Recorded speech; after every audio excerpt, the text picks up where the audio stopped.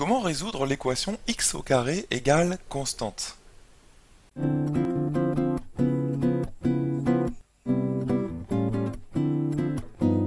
Bonjour à toi et bienvenue dans cette vidéo Star en maths, j'espère que tu vas bien. Alors, dans cet exercice, nous allons résoudre une équation a priori simple, qui est la suivante, x au carré égale 5. Bon alors cette équation, tu la rencontreras à mon avis très souvent en lycée. Là, je pense que c'est plutôt du niveau seconde, donc si tu es en seconde et que tu regardes cette vidéo, c'est plutôt parfait. Mais tu sais, hein, même si tu es en première ou terminale, je pense que ça vaut le coup de regarder cette vidéo, parce que en fait, j'ai plusieurs de mes élèves de terminale S qui ne savaient pas exactement comment résoudre cette équation, même s'ils connaissaient directement les solutions. En effet, hein, peut-être que tu peux connaître directement les solutions de cette équation. Tu la regardes, x au carré égale 5, et tu te dis, bon bah x égale racine carrée de 5, ou x égale moins racine carrée de 5. Alors peut-être que tu auras oublié la deuxième solution, moins racine carrée de 5.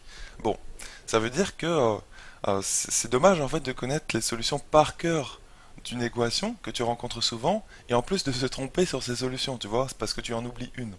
En fait, ce que je te recommande de faire quand tu as une équation comme celle-ci sous les yeux, hein, sachant que ça peut être x au carré égale 36, x au carré égale 14, x au carré bref égale un nombre constant positif, eh bien je t'encourage à savoir résoudre ce type d'équation. Et comment résoudre ce type d'équation de façon rigoureuse? En fait, ce qu'il ne faut pas faire, à mon avis, c'est passer entre guillemets le carré de l'autre côté, et tu te dis, bon bah c'est simple, ça devient racine carrée. Et tu vois, tu te dis, bon bah x au carré égale 5, c'est simple, moi je pense que c'est x égale racine de 5. Bon, ça c'est la façon la plus naturelle entre guillemets de penser. Là ça va te donner effectivement une solution, mais tu oublies la deuxième dont je te parlais précédemment, c'est-à-dire moins racine carrée de 5, qui est aussi une solution de cette équation. Effectivement, hein, si tu remplaces x par moins racine de 5, eh bien moins racine carrée de 5, entre parenthèses le tout au carré, ça fait moins racine de 5 fois moins racine de 5, et ça fait bien 5. Tu vois, parce que les moins s'annulent. Et on trouve bien racine de 5 fois racine de 5 qui fait 5. Donc là, quand tu passes le carré de l'autre côté, entre guillemets, qui devient une racine carrée, tu te trompes en fait, parce que tu oublies une solution. Donc c'est pas comme ça qu'il faut faire. Parce que ça, c'est une façon trop rapide de résoudre cette équation. Ce que je te recommande de faire en fait pour résoudre cette équation, c'est la chose suivante, c'est qu'en fait, il faut passer le 5, ici, que tu as à droite, il faut le passer à gauche. D'accord? Comme ça, tu vas obtenir x au carré moins 5 égale 0. Alors tu vas me dire, ça sert à quoi de faire ça? En fait, ça sert à faire apparaître la fameuse identité remarquable a carré moins b carré. Tu te souviens qu'il vaut a moins b facteur de a plus b. Ça, c'est sa forme factorisée. Sachant que ça, c'est la forme développée. Il y a une égalité entre les deux. Souviens-toi que identité remarquable, ça veut dire égalité remarquable. Identité en maths, hein, ça veut dire égalité. Alors, à quoi ça sert de faire apparaître cette identité remarquable a carré moins b carré? Eh bien, là, ton x carré, ça va être ton a carré. D'accord? Par contre, le 5, comment faire en sorte que ce soit le b carré? Parce que c'est pas tout à fait un carré, 5. Mais tu peux le transformer en un carré. Parce que 5, c'est tout simplement racine de 5 au carré. Tu comprends? Donc en fait, cette équation bleue devient x au carré moins racine de 5 au carré égale 0. Pourquoi j'ai fait ça? Pour bien faire apparaître les carrés, tu vois? Comme ça, tu as ton A. Le A, c'est tout simplement x. Et là, comme ça, tu as ton B aussi. Le B, c'est tout simplement racine de 5. Et maintenant, tu peux appliquer l'identité remarquable, c'est-à-dire écrire que a carré moins b carré, c'est a moins b facteur de a plus b. Donc c'est ce qu'on fait. Tu vois, on va garder le égal 0 bien sûr, hein, qu'il ne faut pas oublier. Hop. Et là, donc on va obtenir donc, a moins b. Qu'est-ce que c'est que a moins b? Eh bien, a moins b, c'est tout simplement x moins racine de 5. Et a plus b, c'est tout simplement x plus racine de 5. Et là, tu commences peut-être à comprendre. Regarde, ici tu obtiens une nouvelle équation. En fait, c'est toujours la même équation, hein, c'est toujours x au carré égale 5, mais c'est une équation qui est transformée. Et là, en fait, tu obtiens une équation qu'on appelle équation produit nul, c'est-à-dire produit égal à 0. En effet, hein, ici tu as bel et bien un produit. Un produit de facteurs en maths. Un produit, c'est un fois, hein, tout simplement. Et donc, tu vas obtenir comment résoudre ce type d'équation. Je pense que tu le sais. En fait, ça provient peut-être d'une vieille règle de collège que tu connais.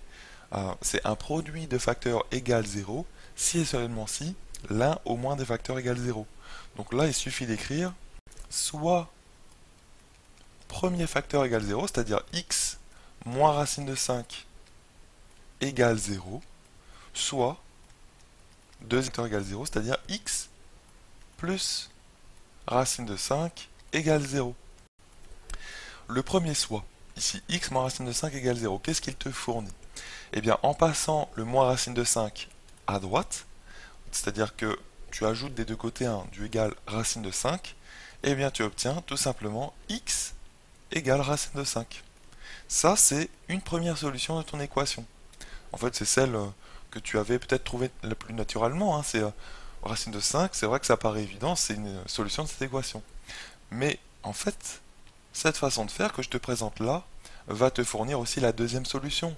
C'est pour ça que c'est plus exact en fait de faire comme ça. Donc là, la deuxième solution, c'est fourni par le deuxième soit. C'est-à-dire quand tu passes le plus racine de 5 à droite, en faisant moins racine de 5 des deux côtés du égal, tu obtiens x égale moins racine de 5. Et voilà ta deuxième solution. Je pense que tu as compris en fait. Voilà la deuxième solution de ton équation. Et comment on a procédé? Eh bien, je te recommande toujours de procéder comme ça quand tu as ce type d'équation. Tu passes le 5 à gauche, et ensuite, tu utilises l'identité remarquable a carré moins b carré, donc en transformant bien ton 5 en a carré. Si ça avait été 36, je pense que ça aurait été plus simple pour toi, parce que 36, tu sais que c'est un carré parfait, c'est 6 au carré. Mais 5, faut pas avoir peur de le transformer en un carré, c'est possible, c'est aussi racine de 5 au carré. Ça marche? Donc voilà comment résoudre ce type d'équation. Donc tu te ramènes à a moins b facteur de a plus b égale 0. C'est ce que nous avions ici. Et à partir de ça, eh bien là tu as une équation bien connue qui est du type produit nul. Et là tu sais que ça revient à soit le premier facteur égale 0, soit deuxième facteur égale 0. Ce qui te fournit directement les solutions, les deux solutions de ce type d'équation. Alors je tiens à faire remarquer aussi que si par exemple tu avais un nombre négatif ici, x carré par exemple égale moins 3, bon bah là c'est très simple, tu n'as pas besoin vraiment de passer le moins 3 de l'autre côté. Si tu as x carré égale moins 3, tout simplement parce qu'il n'y a pas de solution. X au carré c'est un nombre positif. Tu te souviens qu'un carré est un nombre positif, donc ça peut jamais être égal à moins 3. D'accord? Donc pas de solution dans le cas où le nombre ici à droite est négatif strictement. Et si c'est égal à 0, il n'y a qu'une seule solution, c'est x égale 0.